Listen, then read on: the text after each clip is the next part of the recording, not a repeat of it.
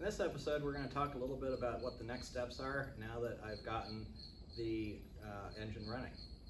So down here I've got a transmission, and I'll get over and show you some close-ups in a little bit.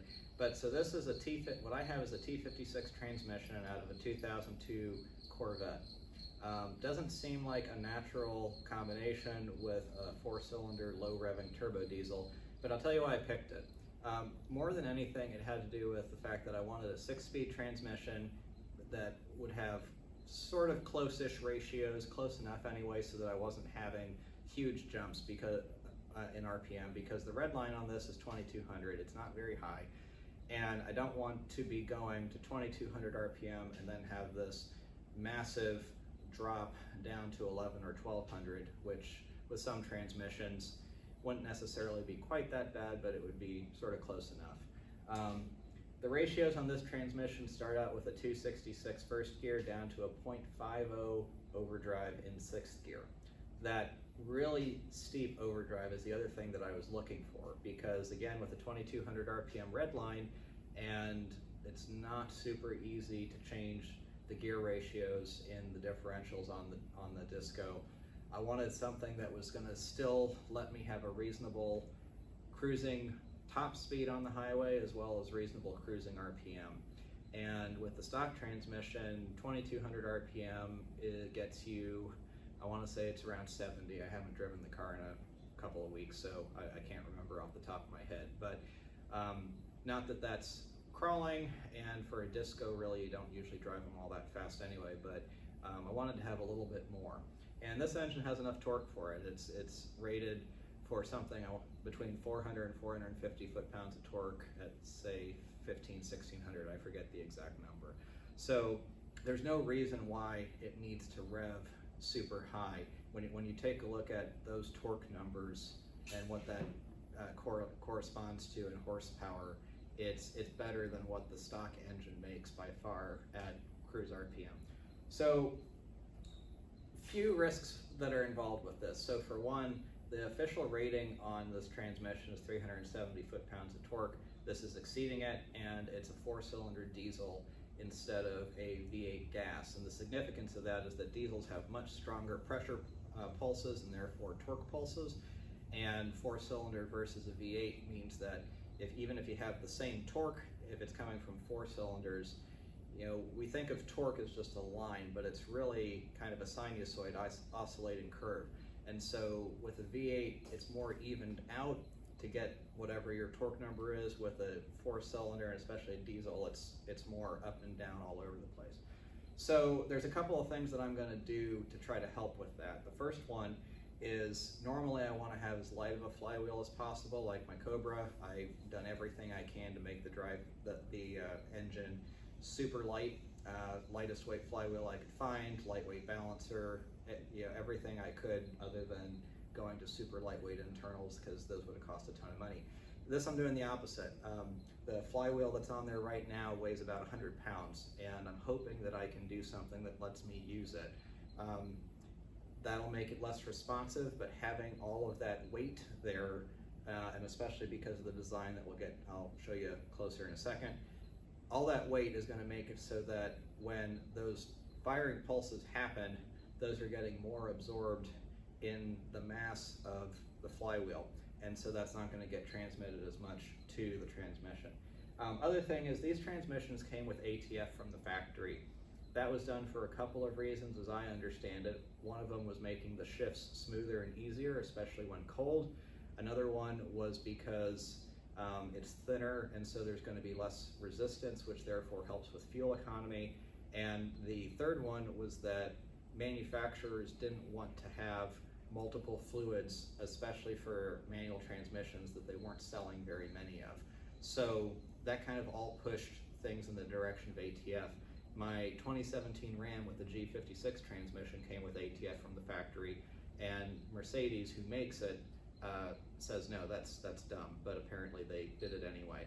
So I am going to run a thicker fluid in this transmission. I haven't decided what. In my Ram, I have a Pennzoil Synchro Mesh right now, and that made a significant improvement from the stock ATF. I'm also thinking about some Dello 50 weight transmission fluid, which is actually what Mercedes recommends for my Ram. Didn't find out until after I did that change to Pennzoil synchro mesh, so I think I'm going to do that next time anyway. But something thicker is definitely going to help. And you know, I'm not going to drive like an idiot either. The first gear is maybe not quite as deep as I would like it to be. A 266 first gear, something like a 306 would probably be better. But it's still a little bit lower, higher numerically versus the stock first gear of about 2.4. So I don't think that's going to be a problem. Main impact would be maybe off-road, where I'll have to use low range maybe sooner than I would use it currently, so that I'm not slipping the clutch so much, but that's not a bad thing. So let's do a little bit of a walk around and show you a couple of things. Okay, so here's the transmission. So like I said, this came out of a 2002 Corvette, had 85,000 miles on it or so. And so this is, if you're not familiar with the C5 Corvettes, the transmission is a transaxle that's located in the back. It's still a T-56, but they made some changes to it so that it would work in the Corvette as the rear mount, as opposed to in, say, an F-body where it's mounted but right behind the engine. So the first one is, this is how it's shifted in the Corvette. And so you have a shifter that's up here, and then you tilt, you twist. I may not be able to get it in the gear. There you go. So back and forth, and it goes in the gears. So this is obviously not going to work for me. So what I'm going to do is I'm going to do what's called a Midshift Kit. I'd have to do this from an F-body transmission anyway. And basically the shifter is going to come out of here. How am I going to adapt it to the engine? There's a couple of potential ways. This front plate is going to have to probably come off, get removed, and replaced with something else. I may be able to get away with using it and having an adapter plate made that is based off of it. Need to look at it a little bit closer. Right now I'm planning on removing it though, if nothing else, because it's got this part sticking out, although I guess I could plug that. Coming around to the back, and this is part of why there were two reasons I wanted a Corvette T-56. One is they're a lot cheaper because they're not as universally usable.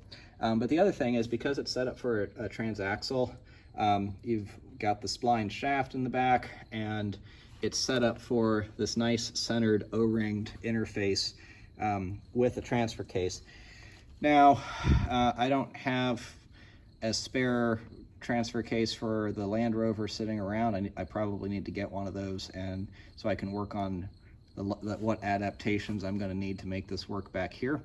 But I think this is probably going to be simpler overall. I'm kind of looking at this one interface at a time, and the engine interface is the most important one. So now come over here, and this Flywheel, Cat offers a bunch of different flywheel options. So like I said, this one weighs about 100 pounds, and there's a couple of features of it that I like. One, so this area right here is actually intended for a pilot bushing, believe it or not, and so that'll be good for the manual transmission. There's a couple of sets of bolt holes here. I need to take a look and see, and if you're familiar with cats and you know, I'd certainly like some input.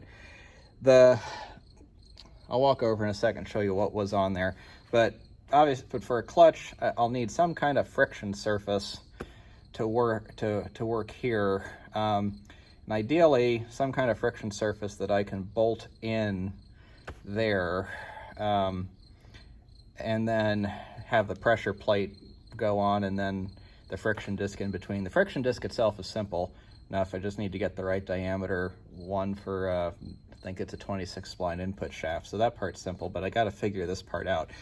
And if I can use this and keep the heavy flywheel, I think that's going to work to my advantage for making the transmission work better and last longer. So show you what I took off over here. So, so this is what was on there. Obviously, I can't use this as a friction surface, but this had this splined hub that was where the hydraulic pump went in. But I think the basic concept would work if I have a round steel plate for a friction surface with enough space. I probably could even do aluminum, but I think I'd rather do steel. With the space in the middle for the input shaft to go into the pilot bushing, and getting one of those made is simple enough.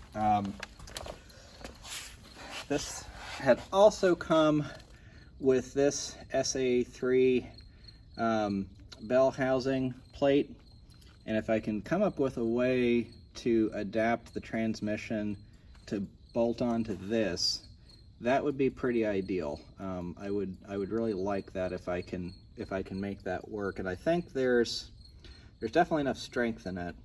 I think it's probably more than anything a question of dimensions, because I need to get the length is going to be critical on the input shaft to make sure I get it where it needs to be, and I want to keep the overall length to a minimum so that everything fits. So a lot of questions, but one step at a time. The first thing is going to be figuring out the flywheel, what I want to do there for a flywheel and a clutch. And once I get that, then I think the next part's going to be figuring out adapting the transmission to the engine. And somewhere in there I also have to work on a throttle, but I more or less know what I need to do there. I just have to get working on it. So these physical parts are the harder ones. So hope you enjoyed this. Thanks for watching. Have a good day.